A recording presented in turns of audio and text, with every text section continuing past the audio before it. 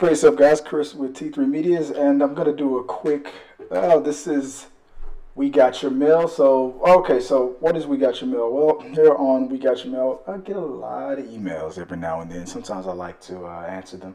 I also get a lot of comments, and whenever I have a video, and from this day forward, whenever I have a video that just gets hit by a ton of comments and just with people who want to just talk about a certain topic nonstop, and it's just getting to that point where it's just like too big to ignore, like the Leslie Jones situation with Ghostbusters, then we're going to address it. You know, I'm gonna put my glasses on because, you know, I want to be able to see. There you go. That's a lot better there. So on We Got Your Mail, you can send a question, you can send a topic into us, and you can send a comment on our videos or in any of our videos and on social media, t3medias.com, Facebook, Twitter, YouTube, and Instagram. But you can also send it at mail@t3medias.com.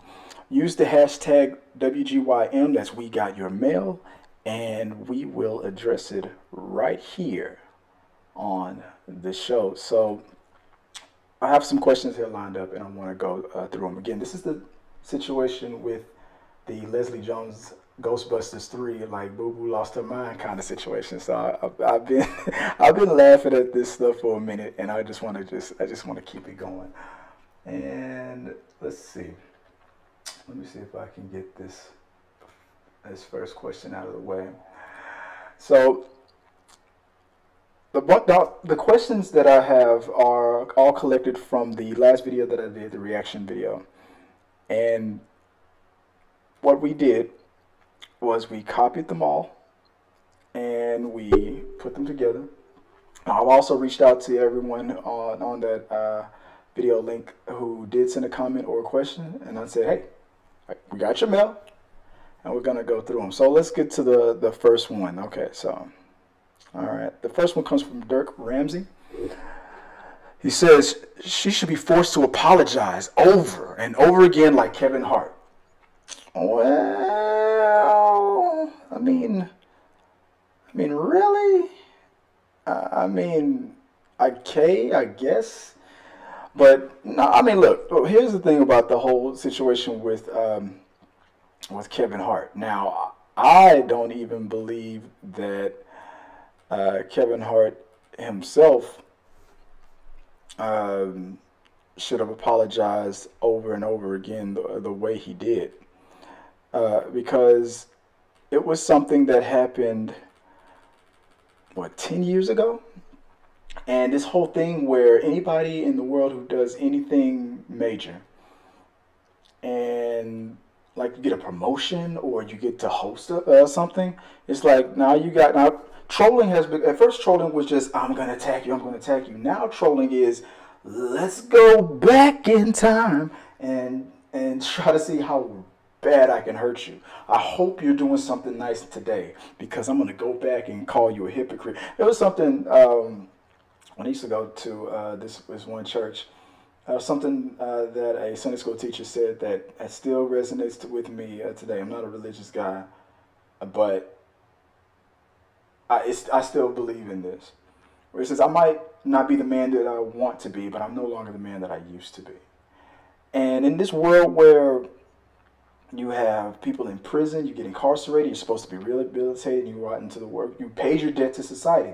That doesn't exist anymore. I mean, even before social media, you can't even blame it all on social media. People treat anyone who has been ostracized and defamed, and if you're infamous or if you've committed some kind of a crime and you paid your debt to society and you're coming out, it's like, I don't give a damn. I don't want you in my neighborhood. You know, you can't work here. We're not going to date, whatever the situation is. And then why do you think these people go back to doing what they're doing? I mean, you got a spouse. You can be dating somebody, man or a woman, and it's like if the person that they're dating is constantly like, I know you're cheating, I know you're cheating, I know you're cheating. This person could be a saint, not doing anything, but just be with a very paranoid person.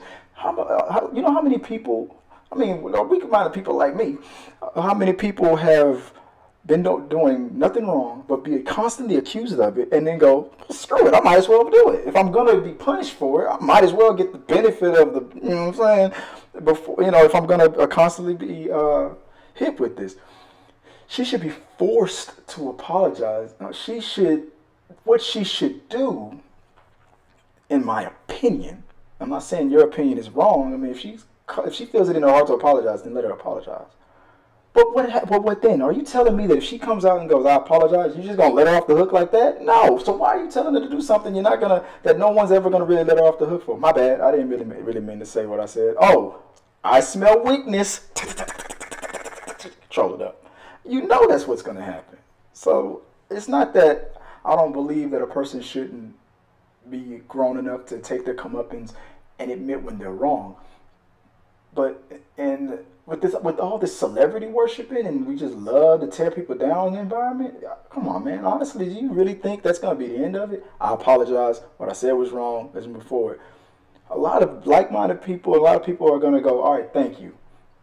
And then there's going to be people that goes, okay, thank you, but you still an ugly da-da-da-da-da, and da-da-da. You still going to have that. Or it's going to be not good enough. Oh, I smell weakness. It's just, she's never going to hear the end of it. She's already created her hell. You think anybody's going to want to go out and work with her after that? I've paid you this money. You did this job for me. You worked in this movie after we cast you, and then you bash it? No matter if it was the greatest movie in the world or the worst movie in the world. I mean, let some time go by. You can say, hey, you know, we didn't. There's a professional way. If you still want to be, if you're acting like, here's the problem. She acted like she wants to still be in this, right? Not the way you acting on the tweet. So she's already created her own hell, if that makes sense. So do we need to keep kicking her while she's down? Maybe. I don't know. It's up to you, man. It's up to you.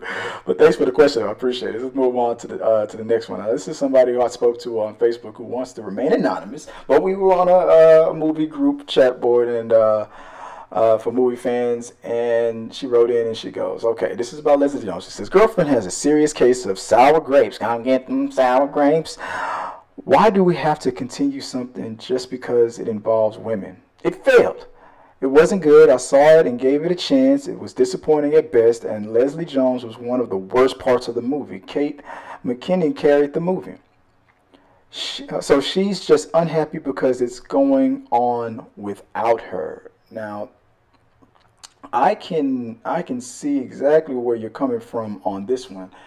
The sour grapes thing, that's exactly what it made me think of. I thought about Teen Titans episode where Robin, every time anybody complained to him about something, like, so Leslie Jones, thank you for them, thank you for these sour grapes, and he just sung this whole song, Get a Grip of Sour Grapes, that my kids love. I think it's the most funniest thing you ever. So when you wrote that message into me, that was the first thing I thought of was Teen Titans Go. And get a grip of sour grapes. Oh, I think it was making fun of the guy, or not making fun. It was an homage to the early '90s R&B singer that Word Up, and it was like, get a grip of sour grapes. Ooh. Get a grip of sour grapes. Oh, boo hoo hoo. That's exactly. You hit it right on the head. I mean, yeah, she's got a lot of sour grapes because her movie didn't do good. But I don't squarely, even if she was the weakest person in the group, I don't put all of that on her. Like I said on my rant, Boo Boo, you saw the script. You read that thing. Hemsworth, y'all read that. Y'all decided to do that. I feel that it was okay. The movie was salvageable until that very end, where everything just started like, if you ever had like I don't know, like something that dissolves in water, some kind of putty, you're holding onto it, and all of a sudden it starts raining, and it's gone. It just started like Slimers, like you can't hold them together. It was gone, and I felt like that was the thing that that made that movie kind of really fall apart. It was that more than anything else. I feel like it was kind of salvageable until then. I don't want to put it all on her shoulders because you have a director, you have a script writer. If anything, the director is the one who made the majority of the decisions. I mean, even if they improv the way McRandom42 said that they did, and I'm not saying that they didn't or she was wrong. Let's say 99% of it was all improv. The director still was like, could have been like, okay, this isn't working. He's probably sitting there cracking up, laughing so hard. He's like not realizing what really effect it's going to have on the movie. So everybody could have been having a great time when they were making it. But that director was 100% in control. Even if that was the shots that they got, he still took that material, put it into the editing booth, and ran with it, and gave it to the studio and goes, "Here's your movie." So I don't put it squarely on any of the actors' shoulders. If they gave a great performance or a bad performance, the director should have caught that. The editors and everything, like, you really want to keep all this in here? Like, you really want to do that disco thing? And he's like, yeah, it's going to be great. It's going to be great. We are going to change the world. And then all of a sudden that came out and it was like, yeah, that didn't work out. So, no, so I agree with you on the sour grapes thing, but anonymous, but I won't co-sign really on the on putting it all on her shoulders. If anything, it's the director's fault. But thanks for the question. I appreciate it. Keep them coming. Okay, so let's move on to the next question, and the next one comes from Boomstick Critique. I thought that the reboot was not as terrible as people say, but not good either. Anyway, I defend the cast because I know it's just a job. It's just what I just said. But what she said is just really stupid. It comes off crybaby like, notice me, LOL. 100% agree with you on that. Yeah, it comes off as, like I said, the sour grapes thing. The movie, I feel like I said before, I feel like the movie was salvageable, and then it just fell apart at the end. Like, what the hell were you thinking? I just like I said, I gotta go back to the director. It goes back to him. Oh wait, was it who directed this for me? Why do I keep before I get Me Too? Then this movie was directed by a lady. Let me go back and re-educate myself before Ghostbusters. That's the 2016. Let me go back to this. 11/12. I'm on a Sesame Street kick. Paul Feig, yeah. Paul Feig. And I heard that, and the dude that, right here, Screen Rant. Paul Feig supports Leslie Jones' rap. Well, of course you do. You're the guy who directed it. This is 100% Paul Feig's fault. He was the one who decided to keep all that improv in there, all that stuff that everybody didn't like about the movie, or whether if he was like, yeah, go out there and just do your thing. Saturday Night Live it up, improv it up, just play off of each other, and it could have been brilliant. It could have worked, but it just didn't work with, because it was such a departure. Not the fact that it was all females. It was a departure of the tone and the vibe from what we were used to. But at the same time, you never know what you're going to get, man, until you get something. This could have been a genius movie. People would have been like, I don't know, man. It makes Bill Murray's movie and them look bad. I mean, nobody's really going to want to say that. If this movie could have been 10 times better than the original two movies put together. And no real hardcore Ghostbusters fan would even want to admit that. They would be like, yeah, I liked it, but because they've got these people, these characters in their hearts, so you're not gonna tell them anything. It's like I have 3 children. If they were in like Taekwondo and whatnot, and they had a tournament, and all my kids got handled and just totally beat one-sided and whatnot, I'd be like, yeah. Those other kids was more skilled. Seemed like they were out there, like you know that defeated. That's what Paul Feig should do. He should go out there like after a game, like the way the Saints did after they got screwed over. And this is nowhere a similar situation because. No, this was your game to lose. Paul Feig should go out there and be like I don't know what happened out there, guys. I feel like we put our best foot forward. We had a good chemistry out there. We ran the ball a little too much, and we just didn't put enough points on the board. Our defense, we just got to go out there and just hustle up on our defense and see what we can do out there. Next time, I'm just gonna probably just when I see that the improving is going the way it's going, and it's a little too much, we're gonna have to run go back to the playbook, look at some old footage, and just see where everything went wrong. We're just gonna get back into that locker room. Gonna go back on the field, on practice field, and we're just gonna see what we're gonna do. Oh, wait, what's that? What's that? Sony's not gonna let us do a sequel. Okay, thank you. Looks like I'm out of here. That's why he's defending it. So that's why he co-signed on this. But do you see McKinnon, McCarthy? You see any of them? All the other ladies? You see Hemsworth? You see any of them out there saying this? Yeah, you're right. We made the best movie, a Ghostbusters movie ever, man. Yeah, man. You know, Leslie Charles is making a lot of good points, man. No. They keeping their mouths shut because it's like, ooh, they know what they did. They know what they went with. I don't know if any of them they'll never admit it because you got to stay professional.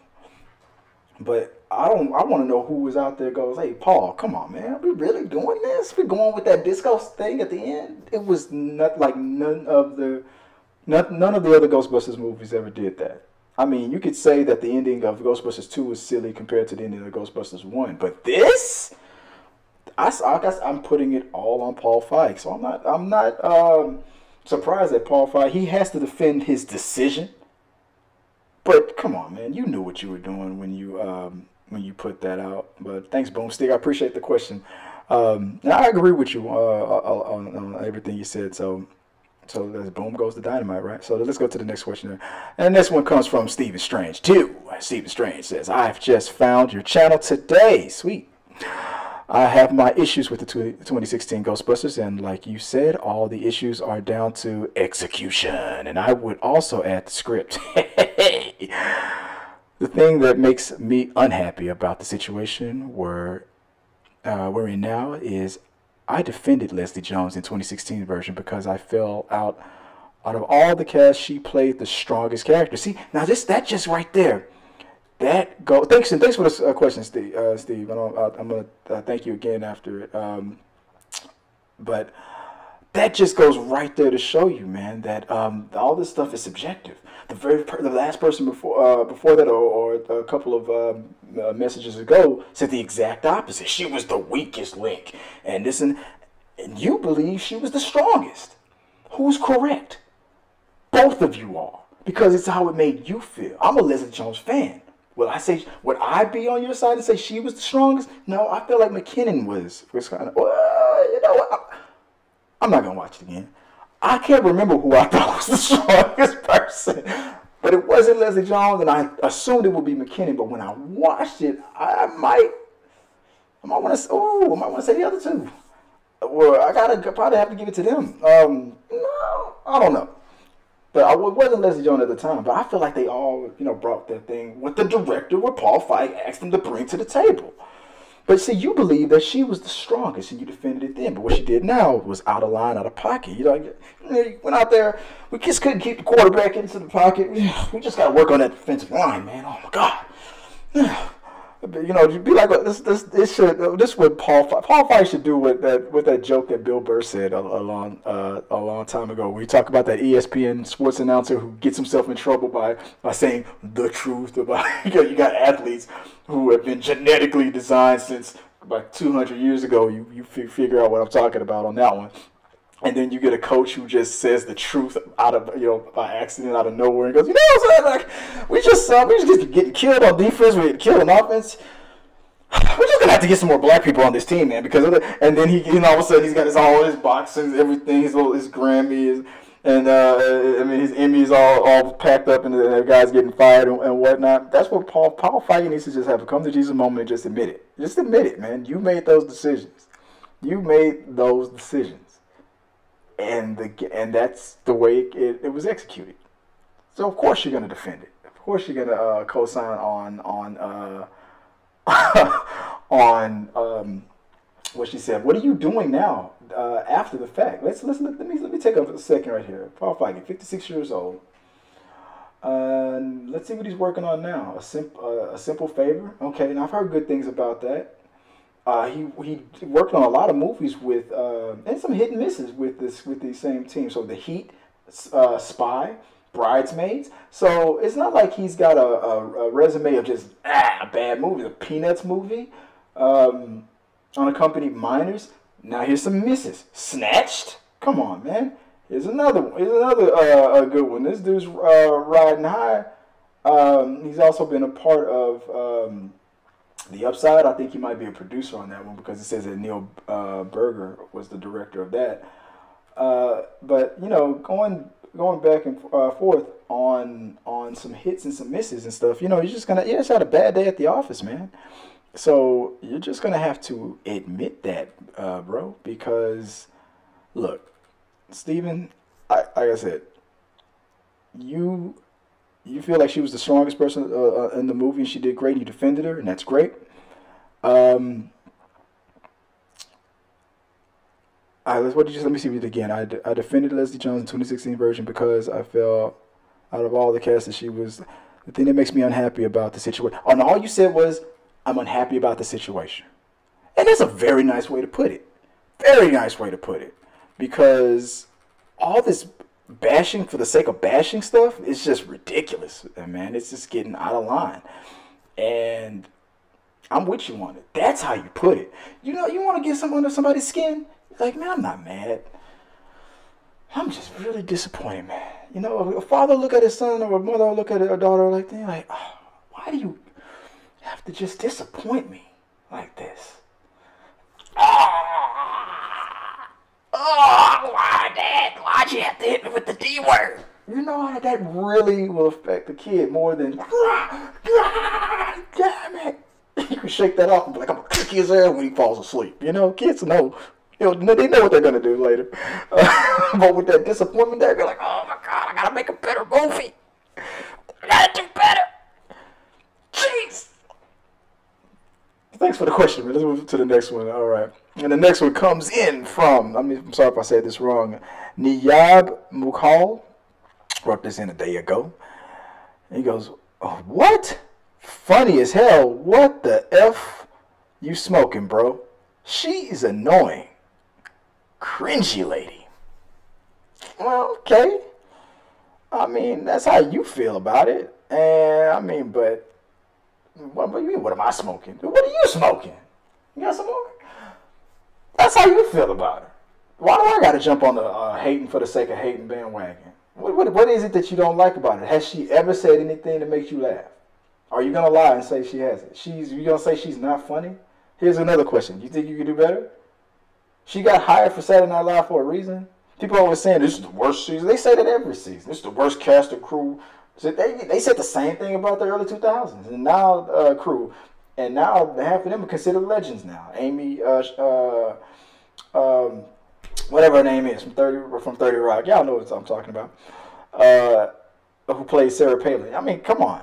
You say the same things over and over again. I mean, these people know what they're doing. They don't hire losers and non-funny people. They make some mistakes and they'll hire people who don't fit and don't last. Yeah, but if you are a Saturday Night Live watcher and a fan, you can't say that. If you're a fan of comedy, you're not gonna lie to me and say that Leslie Jones has never made you laugh, unless you just got some kind of a bias that you just ain't ready to admit yet. I don't like tall women, you know. I thought I was gonna go somewhere else with us. Don't be racist. Don't be racist. Don't be racist. I wasn't gonna go there because I don't think that's where he's coming from with this. I just think that you just don't like Leslie Jones for whatever reason. Maybe because of the movies that she has done and whatnot. You know, you feel like she's not the strongest actor in the world and she shouldn't get that much work. Fair enough. There's just some people who chemically just annoy people, man. It's like every time I hear Leslie Jones' voice, I just want to rip my arm off so I have something to throw at her. Maybe that's the situation. It doesn't mean you bad or you want to, you know, cause her harm or whatnot. It's just that's the way you react when you hear her voice. Some people hear a person's voicing and there's a seizure that'll happen from it. Maybe that's what's happening. So that's probably the situation. So no, I don't take it that you have some kind of a grudge against her on a personal level.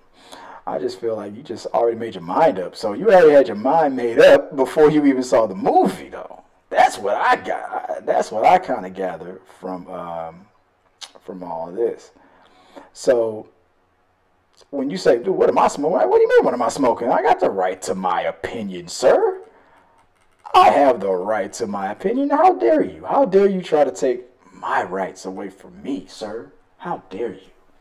You can have your opinion, I have mine. Let's just agree that I'm right. Let's move on to the next question. Thanks for the question, though, man. I appreciate it. I'm just messing with you. Let's move to the next one. All right. Oh, man, was that a star swipe? I accidentally did that. I saw that I did something with the system, and that star swipe was accidental. But that little, not star swipe, that little right swipe. But I'm going to keep it. All right. Angel Rodney says, so, if the 2016 movie is on another universe, why the hell does she care about a reboot from the old movie? If the 2016 movie is a reboot from the older movies, does that mean that the people from the older movies don't count / matter? Just like she says on the tweet. Because, yeah, fuck those guys that acted on the original movies, right? I didn't see Tobey Maguire complaining / crying when they rebooted Spider-Man with Andrew Garfield, and I didn't see Andrew Garfield crying when they rebooted Spider-Man with Tom Holland.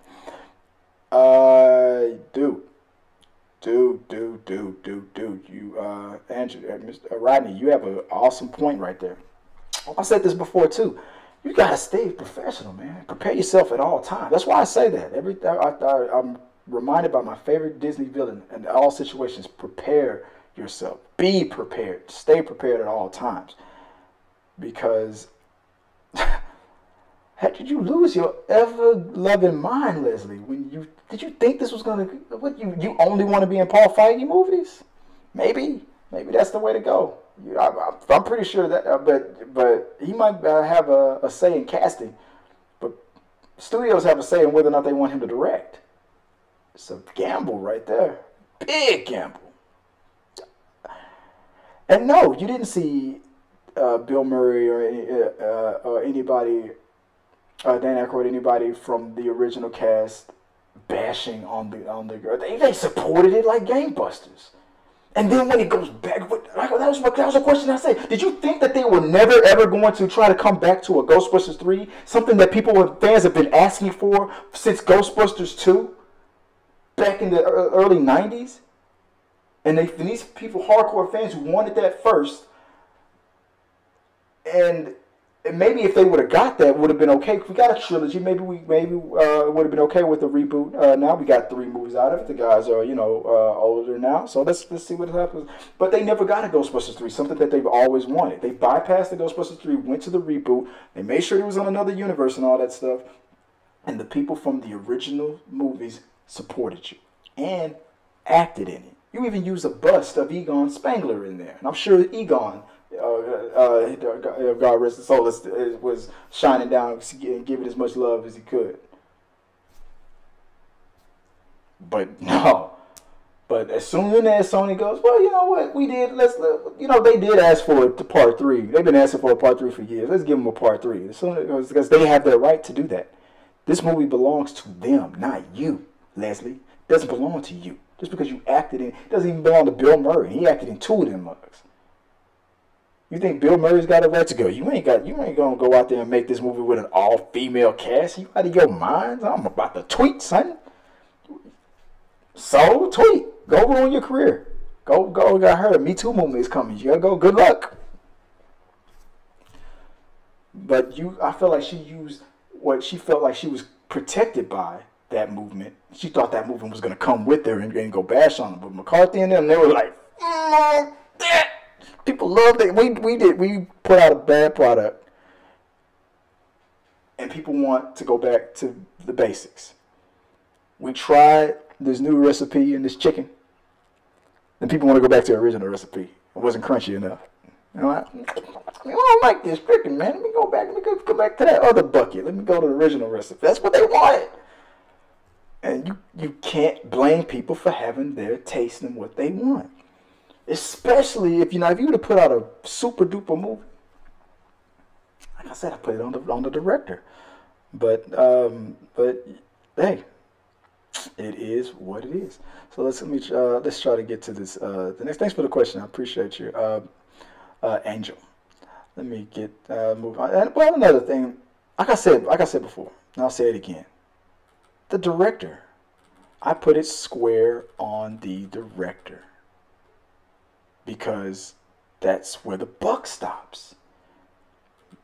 But what do I know, right? Let me do this right swipe thing again. Let's see how this is gonna look. Let's go to the next question. Next question comes from Lisa Maitland. The movie was just bad. No good actor could save it. And they're always commenting on what I said about slavery. On the slavery comment, every race on Earth was a slave at one time. Back to the movie. Now let me stop for a second. I'll stop on that one. I find it weak-minded when a person decides to take somebody's point. I'm going to get off the subject for a second. We're not talking about the movie right now. If somebody's talking about slavery or whatever in this country, especially if you're talking to a black person, somebody's talking about slavery in this country, don't just cite that for millions or thousands of whatever, for thousands of years that there's been slavery. Yeah, everybody, that's just true. And there's been a lot of other countries that have experienced slavery. There's sex trafficking stuff going on right now. But the topic I was talking about was on this. Don't just up and change it. You went to that. You went to kind of ding me or bash me on that, making that little comparison. And I don't even remember what I said. But if I used an analogy, I used an analogy. I think I was talking about like that whole thing where people want to tip the scale instead of getting equality. They want to tip the scale. Oh, well, now you gonna be a slave for 200 years now and whatnot. What has somebody said to you over the years that got you so bent out of shape? Are you tired of it? Are you in somebody's hood right now and every black person you bump into go, remember slavery, remember slavery, remember slavery? You just go, ah! Are you so? Because that wasn't about me. I'm gonna be honest with you right there. You came out of nowhere to just. I made an analogy about tipping scales, and you was just like, I am sick and tired of these Negro black people. I'm just playing with you, man. Bringing up slavery. Every race were slaves at some point. If you believe that Africa is the cradle of civilization, it means we all came from the same place. So technically, yeah, every race was slaves. But you're talking about on the historical part of it. The Egyptians enslaved the Jews. Yeah, okay. There's been a lot. Yeah, there's a lot of slavery in history. Okay, but what country were we living in though? And what analogy was I making? See, that goes to my other point that I made about Kaepernick. He got on that knee because he wanted to protest what he didn't like about police brutality. People didn't like that, like feeling bad.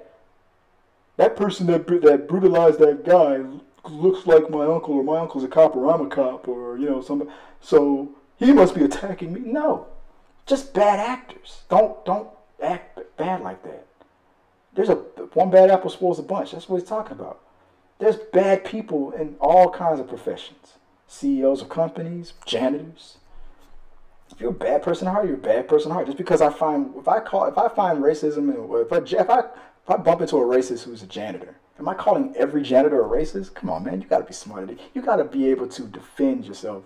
And then on top of that, I wasn't even talking to you directly. So for you to give me this comment and just go straight off the look, for one, let me just listen, anonymous black guy who has his own YouTube channel and saying things.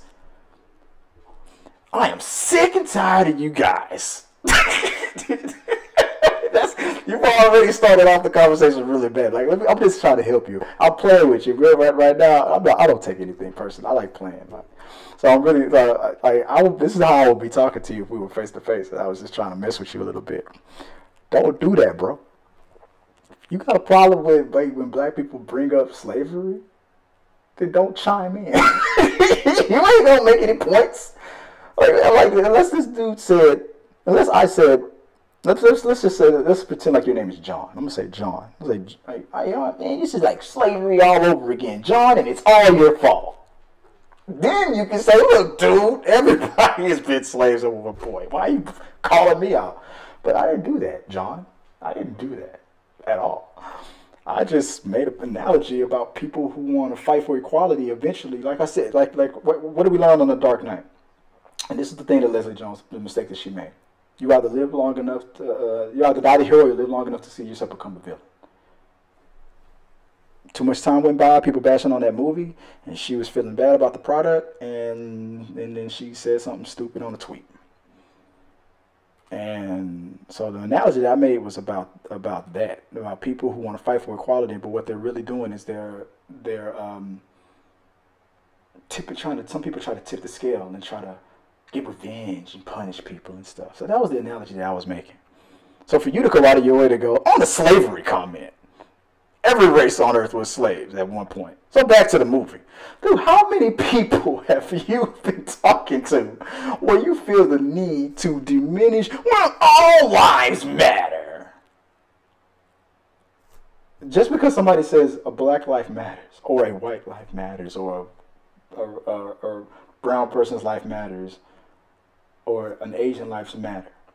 They're pointing out something that's probably going on like right in their lives right now. Nobody started the conversation with no other life matters except this life matters. Nobody said that. So if your response is trying to remind people that another life matters, then you've immediately diminished what that person was originally trying to say, and you just told that person you don't care. So I'm just telling you, as just friendly advice.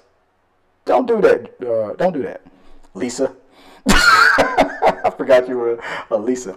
Just and then on top of that, don't you have a picture on your thing with a political picture on your thing making fun of something? So you might want to watch that, because I might want to watch you, but I am going to still read your question because it was good. I'm glad that you at least wrote in. So, like you said, back to the movie. The movie had a few good things, but the bad took it out. Ghostbusters was a serious movie about three guys down on their luck. They had to mortgage their houses to pay for the proton packs and business. They were amateurs trying to catch some scary ghosts. It took 30 minutes of the movie to see the first ghost. Equal story what is this? To see the first ghost? Equal story about the Ghostbusters to be. I don't remember anything about the girls in the 2016 movie. Sad the movie today no longer builds characters up. Instead, they killed them off or showed them for a few seconds, and that's it. Sad. Lisa, I see where you were going with that, and I don't at the same time. That was the weird thing about your comment. Not the fact that you had the Elizabeth Warren picture on there that just was kind of like, ew, come on, man, where are we going with this? But it was, for one, you started the thing off with Ghostbusters was a serious movie. It was a comedy. It was about ghosts.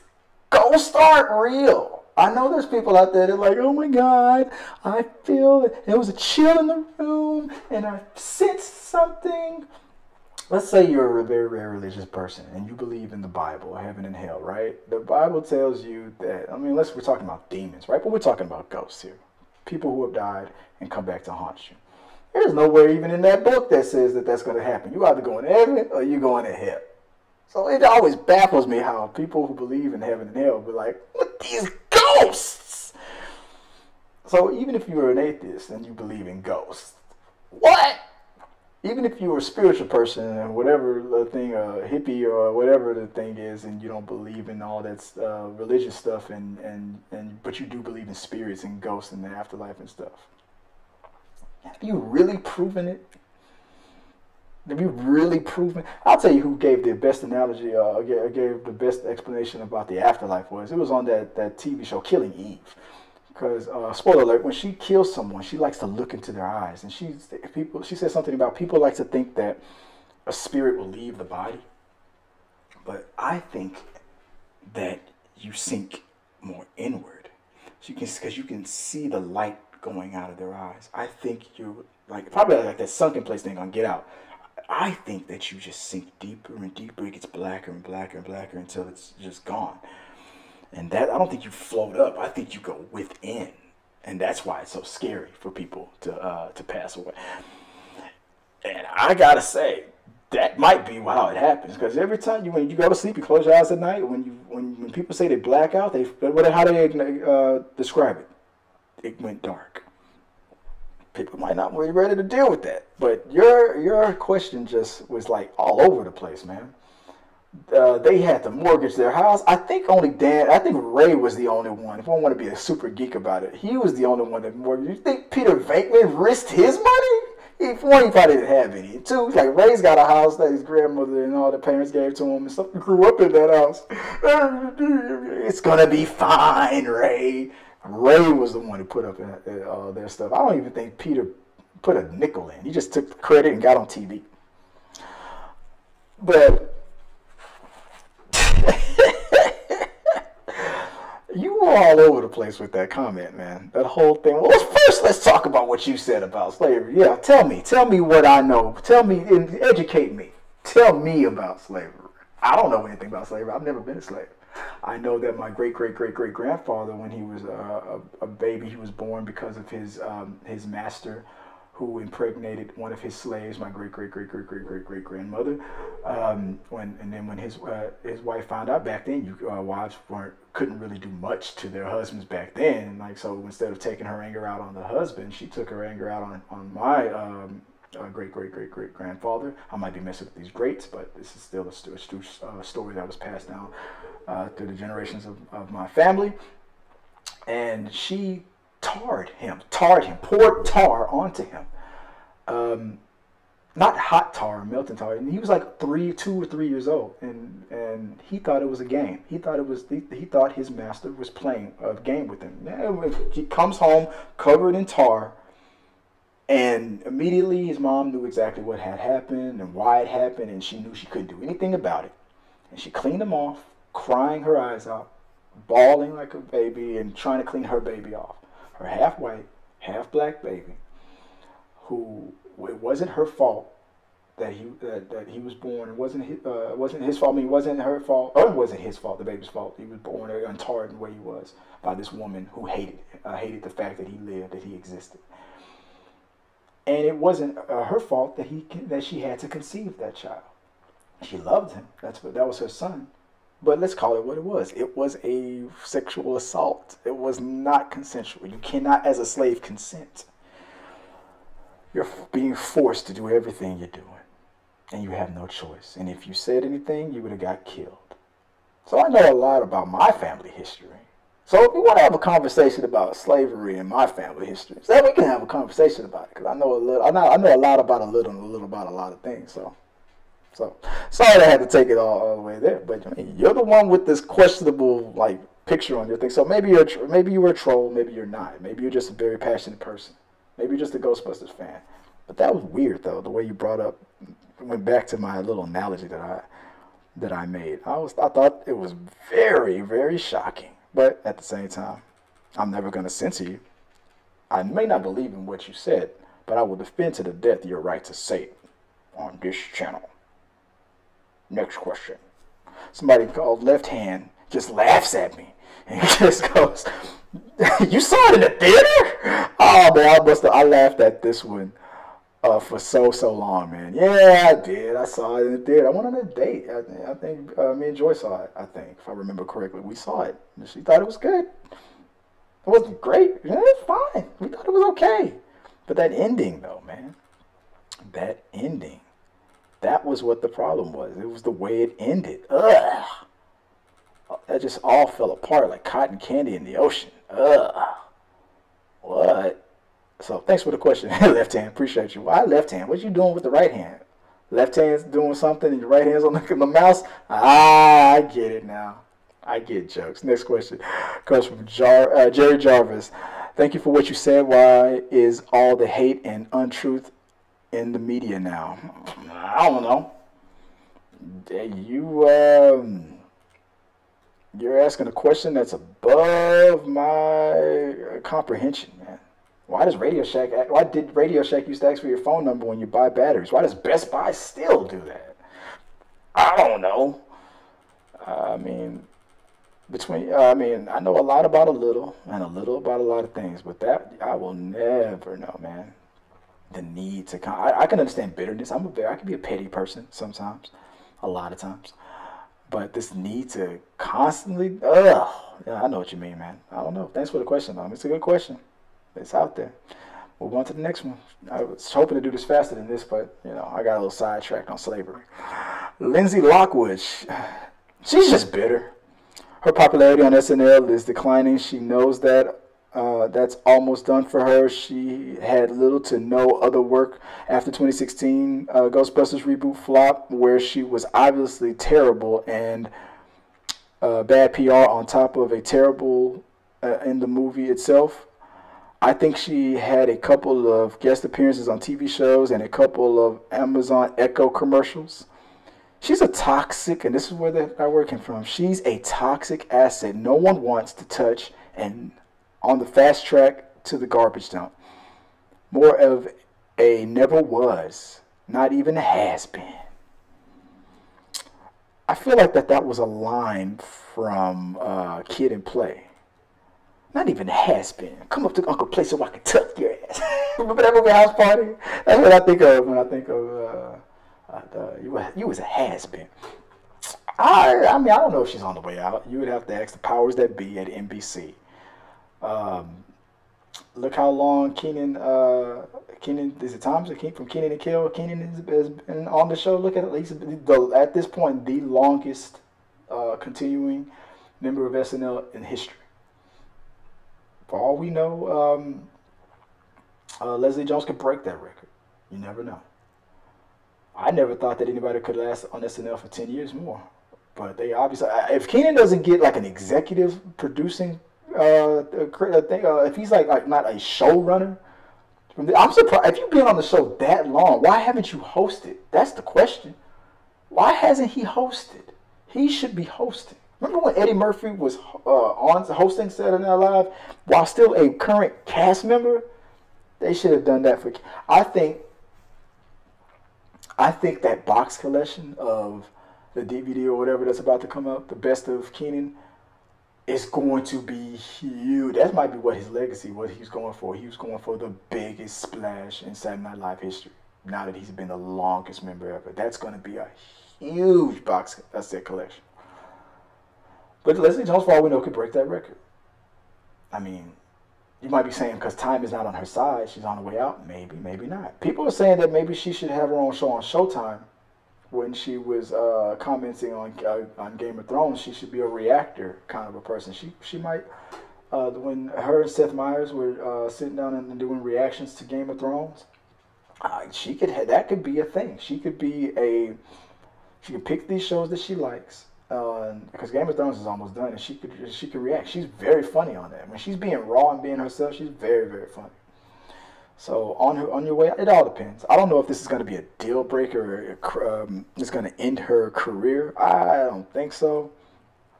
But at the same time, you never know. You might be right. She might be gone tomorrow, for all we know, or she might become the queen of comedy.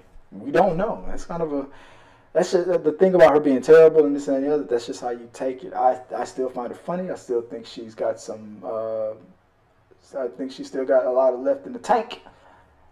And I think she's going to show us something. Maybe, I like to see her come back. So let's see what happens. I don't think this is going to do much to her career, except that not that many people are going to start second guessing whether or not they're going to cast her now. So maybe she'll hold on to Saturday Night Live until the end, until the wheels fall off. But then she's a comedian. She'll go on the road. She'll probably start a podcast. Come on, you don't think that that's going to be a funny podcast if she was on YouTube doing that thing the way she does it with Seth Meyers? Come on. It'll be hilarious. She'll be fine. I think she'll be fine. And we shouldn't, and the thing is, we shouldn't wish harm to anybody like that. We shouldn't do that.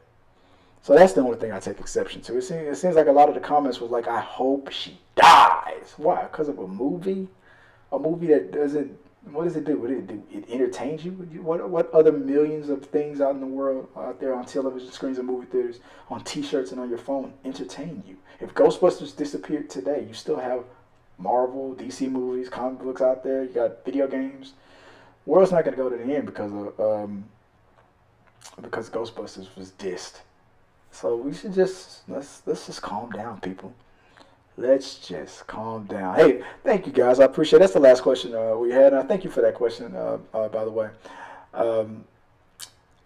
If you want to send a question to me, you can do it by sending it to mail@t3medias.com. I'm so glad that I get to take this off because it's hurting my ears. I got a big head. Or you can send any question down to at T3Medias in our social media, Facebook, Instagram, Twitter, etc. Use the hashtag We Got Your Mail so I know to use it, because that you definitely want me to use it here. And I'll put it up. I'll put it up one more again. I probably shouldn't have taken my glasses off. I'll put it up one more again so you can see it. Star swipe. No, it just cut. So for We Got Your Mail segment, send it to mail@t3medias.com, or you can send it to T3Medias on Facebook, Twitter, YouTube, Instagram, all that stuff. Send a comment, question, anything you want. But if you use that hashtag, I'm definitely going to use it, man. So just hit the like button, hit the subscribe button. Let's just keep talking, guys. And until next time, I just want to say, just be nice to everybody, please. And peace.